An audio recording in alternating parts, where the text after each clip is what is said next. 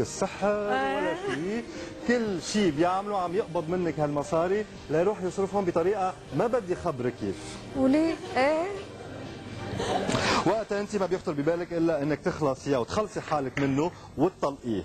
هو بيرفض وبيقول لك ما راح يطلقك. بهالوقت بيجيكي عرض عمل كثير مهم. المدرسه اللي بتشتغلي فيها قررت انه تفتح اسم لها باحدى الدول الخليجيه، وبيعرضوا عليك تروحي هنيك وتصيري مديره المدرسه. روح بس لا تسافري، بدك اذن منه من عند زوجك. تحكي معه بالموضوع، بيقوم هو بيطلع معه انه بيعرض عليكي صفقه. هو بيعطيكي اذن سفر بس بتاخديه. بقول له بطلع وبعدين بخليك تلحقني. لا بده ما عمل فيني. بده اياكي تاخديه معك تصرفي عليه لحد ما يلاقي هو شغل هنيك، والا ما راح يعطيكي الاذن. بتروحي تحكي مع المحامي اللي اهتم بموضوع طلاقك من البدايه، بيعطيكي فكره ثانيه وحل ثاني انسب. بيقول لك انه فيك تطلقي باسبوعين بس اذا خبرتي عن موضوع السحر وقلتي انه زوجك مجنون. هون بدي اسالك سؤالي الاخير، شو بتعملي؟ هل بتروحي على المحكمه وبتقولوا انه زوجك مجنون؟ صحيح رح تهين عليك حياتك، ولكن بنفس الوقت رح تاذيه انسانيا، او بتاخديه مثل ما قال هو معك وبتروحي على الخليج وبتصرفي عليه وبتتحملي حضوره وجوده يلي مش عاجبك ابدا مع هالمصري.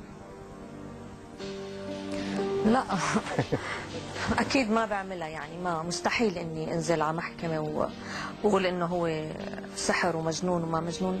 انا ما بعملها. طب ضحك عليكي بموضوع السحر؟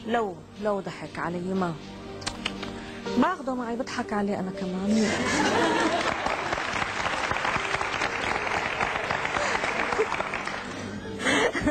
باخده معي، المهم سافر. كيف تتخيلي نهايه القصه؟ باخده معي، المهم اطلع وسافر وبعدين هنيك الله بيحلها، يعني في مليون حل. المهم اطلع واني انا بلش اني ابتدي حياتي واعمل شيء، بس انه ما بتوصل اني شوه سمعته واسي، يعني لو اذاني لا انا ما بعملها.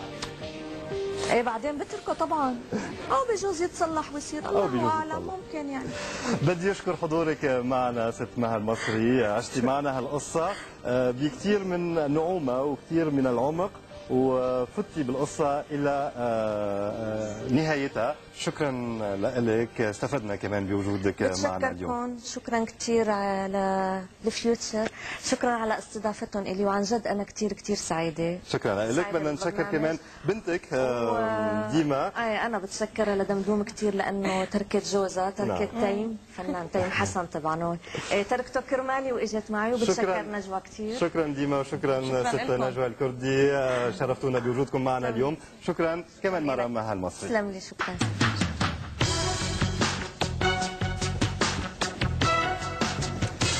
مشاهدينا، هيك مع هالنقطة النهائية لقصة مها المصري معنا بحلقة اليوم من لو فرضنا نوصل لنهاية حلقتنا.